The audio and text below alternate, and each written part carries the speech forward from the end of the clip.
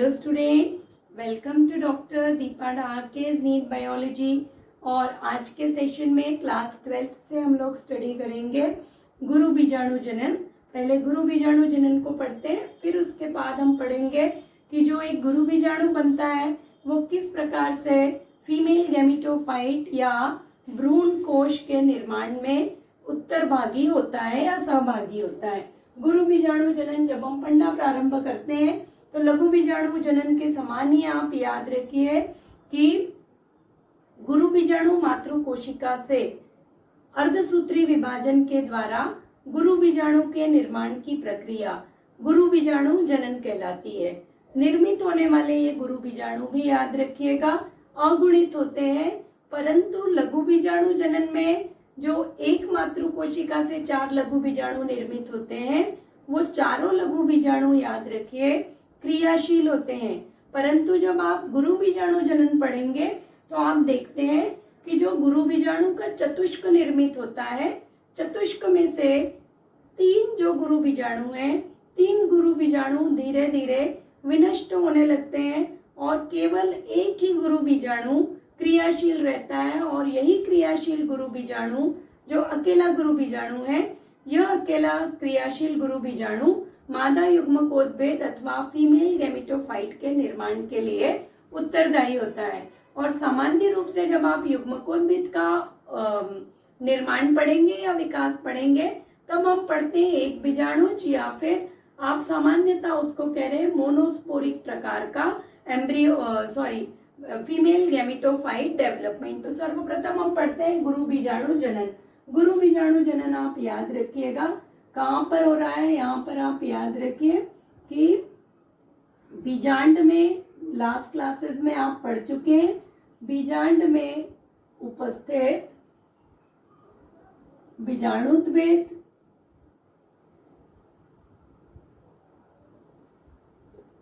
English में word लिख दे रही हूँ क्योंकि बीजाणुद्भेद आई थिंक रॉन्ग लग रहा है मुझे।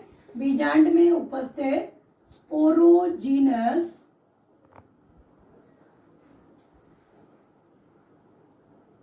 ऊतक की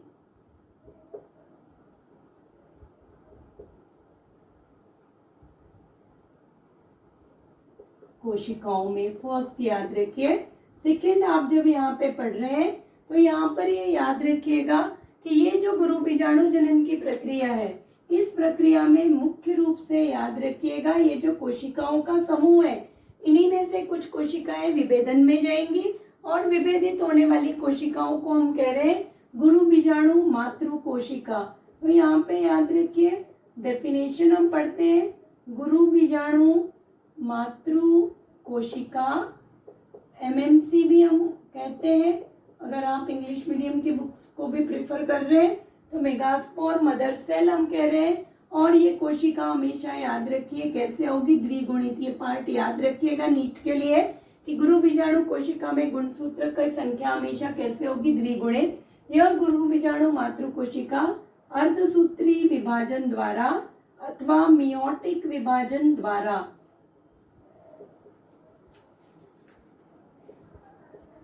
अगुणित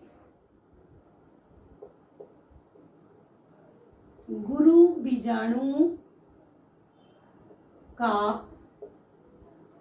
निर्माण करती है तथा यह प्रक्रिया गुरु बीजाणु जनन अथवा मेगास्पोरोजेनेसिस आप कह रहे गुरु बीजाणु जनन कहलाती है। ये पार्ट आप याद रखिए, ठीक है। तो गुरु बीजाणु कैसे निर्मित हुआ अपना, अगुणित, और किसके द्वारा निर्मित हुआ है, द्विगुणित गुरु बीजाणु मातृ कोशिका के द्वारा। यहाँ पर हम एक सामान्य डायग्राम ड्रॉ कर रहे हैं, अदरवाइज आप एनसीईआरटी का डायग्राम पढ़ते हैं तो एनसीईआरटी के डायग्राम में देखिए आपको यह इस तरह का डायग्राम बना हुआ है और साइड बाय साइड कोशिकाएं बनी है। ये कोशिकाएं सामान्य आपकी कोशिकाएं जो कि स्पोरोजीनस ऊतक की कोशिकाएं होती है। इन्हीं स्पोरोजीनस कोशिकाओं की के मध्य से एक कोशिका विभेदित होती है और विभेदित कोशिका को हम गुरु बीजाणु मातृ कोशिका कह रहे हैं। यह मातृ कोशिका द्विगुणित होती है। यह कोशिका मियोसिस 1 को अथवा अर्धसूत्री विभाजन 1 की प्रावस्था को पूर्ण करती है और अर्धसूत्री विभाजन की प्रावस्था को पूर्ण करने के पश्चात इसमें 2 गुरु बीजाणुओं का निर्माण पाया जाता है। ये जो 2 गुरु बीजाणु निर्मित होते हैं, ये दोनों गुरु बीजाणु अर्धसूत्री विभाजन 1 के परिणाम स्वरूप निर्मित होते हैं और दोनों कैसे होंगे? अगुणित, क्योंकि गुरु मियोसिस 1 आप याद रखिए न्यूनकारी विभाजन होता है।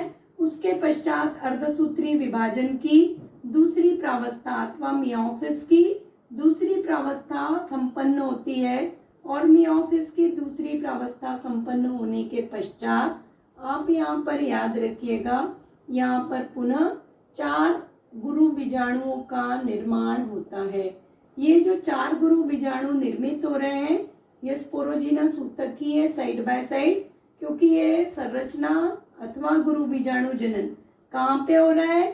जो लास्ट क्लास में आपने ओव्यूल की संरचना पढ़ी है, ओव्यूल की संरचना के अंतर्गत आप याद रखिएगा, ओव्यूल के मध्य में इस कोशिका का अथवा इस गुरु बीजाणु जनन की प्रक्रिया को हम संपन्न करते हुए देखते हैं। तो ये पार्ट आप याद रखिएगा। अब यहाँ पे देखिए, ये आपका निर्मित होता है गुरु बीजाणु चतुष्क।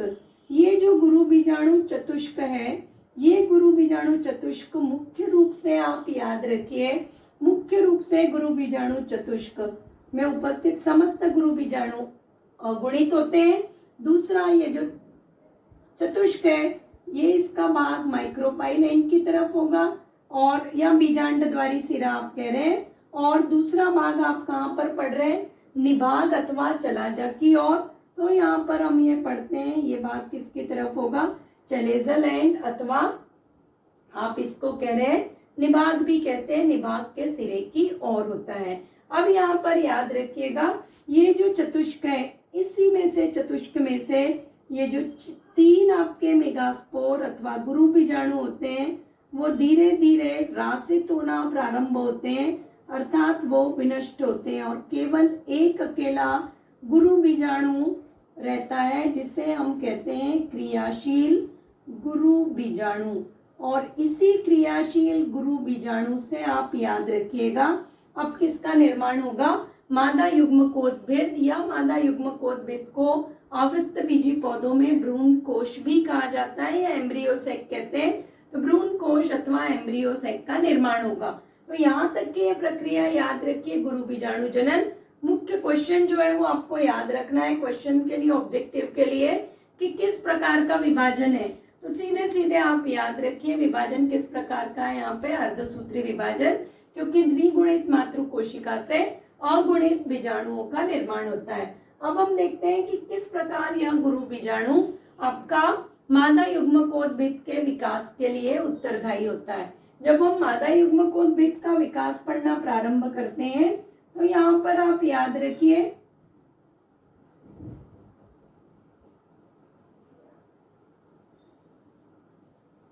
का विकास अथवा फीमेल गैमेटोफाइट डेवलपमेंट हम कह रहे हैं।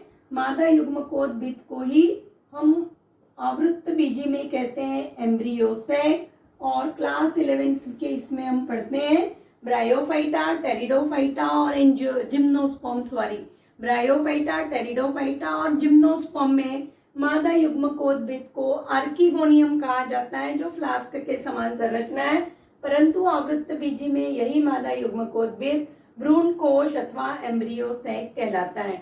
अब विभाजन के दौरान अथवा विकास के दौरान ये याद रखिएगा, 3 अगर ये गुरु बीजाणु रासित हो रहे हैं और एक अकेला गुरु बीजाणु जब भाग लेता है, तब उसको हम कहते हैं मोनोस्पोरिक विकास अथवा एक बीजाणुज विकास। तो यहाँ पे आप याद रखिए केवल एक बीजाणु के द्वारा ही हम प्रक्रिया पढ़ेंगे, क्योंकि आपके सिलेबस में एक बीजाणु के द्वारा है। तो यहाँ पर हम जो विकास की प्रावस्थाएं पढ़ रहे हैं वो किस लिए पढ़ रहे हैं?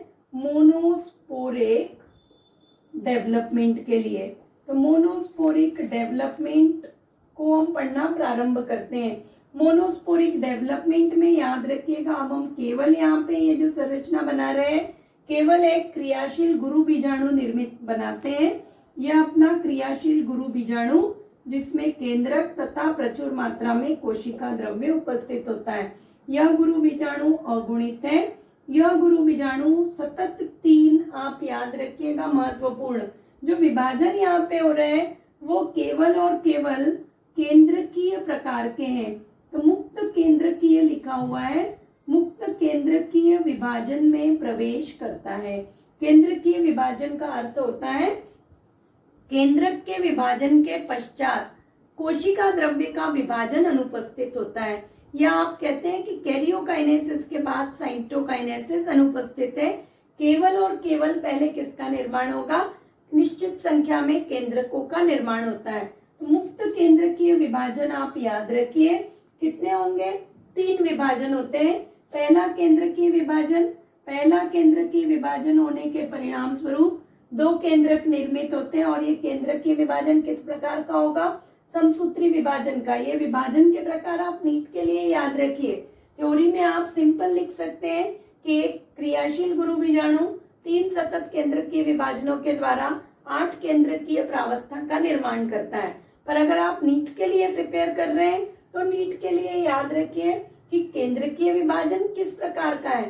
तो अगुणित से अगुणित का ही निर्माण होने वाला है, इसलिए याद रखिएगा ये किस प्रकार का होगा? समसूत्री विभाजन के ही प्रकार होते हैं। तो केंद्रकीय विभाजन के कारण 2 केंद्रक निर्मित होते हैं। दोनों केंद्रक विपरीत अक्ष अर्थात बीजांड द्वार सिरा या माइक्रोपाइल एंड और निभागीय सिरा या चलेजल एंड हम कह रहे हैं की तरफ स्थानांतरित होते हैं। पुनः प्रत्येक सिरे पर याद रखिए दूसरा मुक्त केंद्रकीय विभाजन होता है, जिसके परिणाम स्वरूप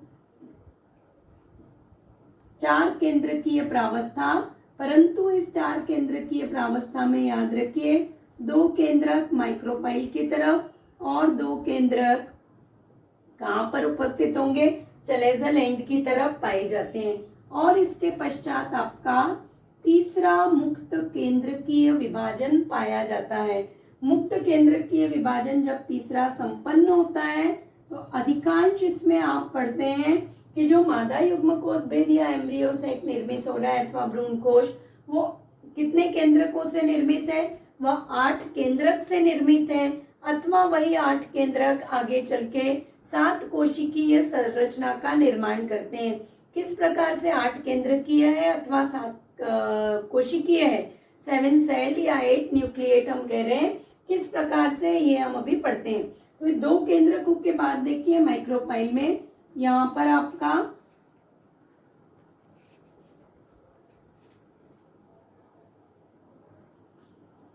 माइक्रोपाइल एंड चलेजल एंड, और यहाँ पर आप याद रखिए 8 केंद्रकों का निर्माण पाया जाता है। इस प्रावस्था के पश्चात आप याद रखिए 8 केंद्रक मीन्स 4 केंद्रक अथवा केंद्रकों का चतुष्क प्रत्येक सिरे पर उपस्थित होगा, और प्रत्येक केंद्रक यहाँ पर याद रखिए कैसे होगा आपका? अगुणित। तो 8 अगुणित केंद्रकों का निर्माण पाया जाता है। ये पार्ट याद रखिए। अब इसके पश्चात विभाजन समाप्त हो जाते हैं, परंतु आपकी क्या होगी? रीअरेंजमेंट की प्रक्रिया होती। रीअरेंजमेंट और पुनर्स्थापन की प्रक्रिया, अर्थात इस प्रक्रिया में प्रत्येक सिरे से, बीजांडद्वारी सिरे से और निभागीय सिरे से एक केंद्रक मध्य की ओर स्थानांतरण करना प्रारंभ करता है, और मध्य के ओर आके ये दोनों केंद्रक आपस में संयुक्त होते हैं। जो 2 केंद्रक माइक्रोपाइल और चलाजा की तरफ से मूव होकर केंद्र की तरफ आ रहे हैं या गति करके केंद्र की तरफ आते हैं, इन केंद्रकों को अब हम कहते हैं ध्रुवीय केंद्रक। तो यहाँ पे जब ये प्रक्रिया संपन्न होती है उसके पश्चात आप देखिएगा माइक्रोपाइल एंड एनसीईआरटी में अगर आप इन डायग्राम्स को देखेंगे तो कुछ डायग्राम्स में माइक्रोपाइल एंड और बीजांडद्वारी सिरा ऊपर दिया है, तो नेक्स्ट डायग्राम में अन्य डायग्राम्स में बीजांडद्वारी सिरा नीचे की तरफ दिया है। तो इससे कोई भी फर्क नहीं पड़ेगा। याद रखिएगा कि माइक्रोपाइल एंड आप ऊपर प्रदर्शित कर सकते हैं या नीचे। उसका मुख्य मीनिंग आप याद रखिए कि माइक्रोपाइल एंड या बीजांडद्वारी सिरा जिस ओर होगा उसी ओर अंड उपकरण हमेशा पाया जाता है। तो ये बस आपको याद रखना है कि माइक्रोपाइल एंड जिस ओर है उसी ओर हमको क्या निर्मित करना है? अंड उपकरण का निर्माण करना होता है। तो यहाँ पर हम देखिएगा 3 तीन केंद्रक आपके रहते हैं। हम माइक्रोपाइल एंड ऊपर ही प्रदर्शित कर रहे हैं। माइक्रोपाइल एंड में अब तीन केंद्रक बचते हैं और तीन केंद्रक बचेंगे आपके कहाँ पर, चलेजल एंड अथवा निभागीय सिरे पर। ठीक है, और मध्य में ये जो दो केंद्रक होते हैं, ये दो केंद्रक अब आप इनको कह रहे हैं, इन दो केंद्रकों को हम कहते हैं ध्रुवीय केंद्रक। ध्रुवीय केंद्रक को जब भी आप कहेंगे तो संख्या ध्रुवीय केंद्रकों की याद रखिए, संख्या में वो हमेशा कैसे होंगे, दो। तो टोटल आपको 8 केंद्रक मिल रहे हैं। 3 केंद्रक माइक्रोपाइल एंड पे, 3 केंद्रक चलाजल एंड पे और 2 केंद्रक आपको मिलते हैं ध्रुवीय केंद्रक के रूप में कोशिका के मध्य में। और ये जो कोशिका है, ये किसकी कोशिका है, ये भी याद रखिए। ये जो आपका एक क्रियाशील गुरु बीजाणु था, यही क्रियाशील गुरु बीजाणु सतत विभाजन में जा रहा है, केवल केंद्रक विभाजित हुआ है। तो कोशिका आप याद रखिए, जो मादा युग्मकोद्भिद है वो किसके अंदर निर्मित हो रहा है, वह गुरु बीजाणु कोशिका के अंदर ही निर्मित हो रहा है। ये पार्ट याद रखिए। और केवल एक केंद्रक से ये 8 केंद्रक अब आपके पास निर्मित है। अब इसके पश्चात आप देखिएगा, इसके पश्चात कोशिका भित्ति का निर्माण होना प्रारंभ होता है। और जैसे ही कोशिका भित्ति का निर्माण प्रारंभ होता है और प्रक्रिया कोशिका भित्ति के निर्माण की संपन्न होती है अथवा पूर्ण होती है, उसके पश्चात आप देखिए एक परिपक्व युग्मकोद्भिद का निर्माण होता है। जो परिपक्व मादा युग्मकोद्भिद होता है वो आप याद रखिए, वह 8 केंद्रकों से निर्मित होता है। अब किस प्रकार से ये 8 केंद्रक है ये आपको क्लियर है, अथवा वो 7 कोशिकाओं से निर्मित है।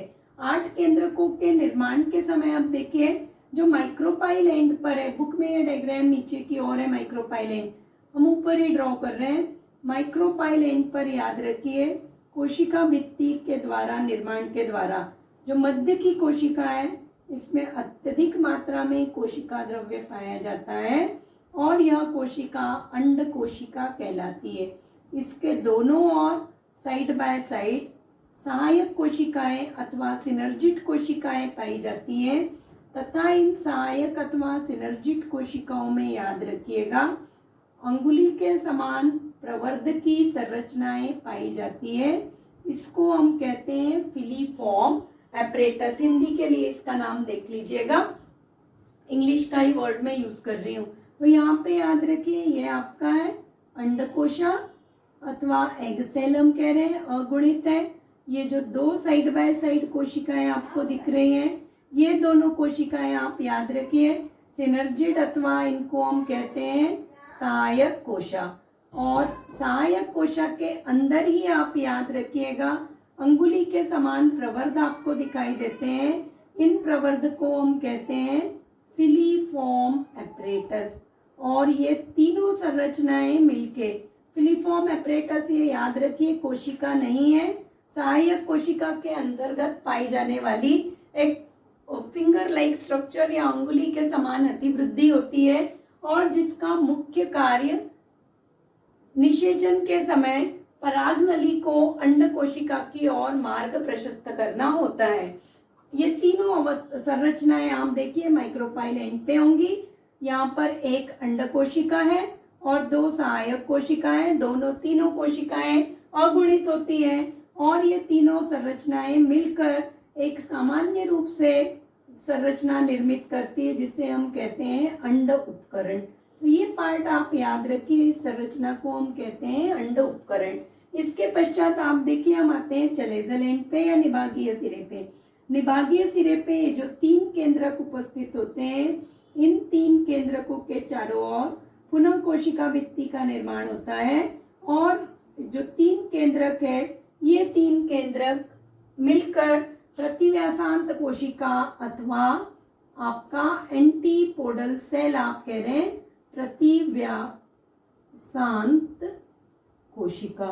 प्रतिव्यासांत कोशिका का निर्माण करते हैं।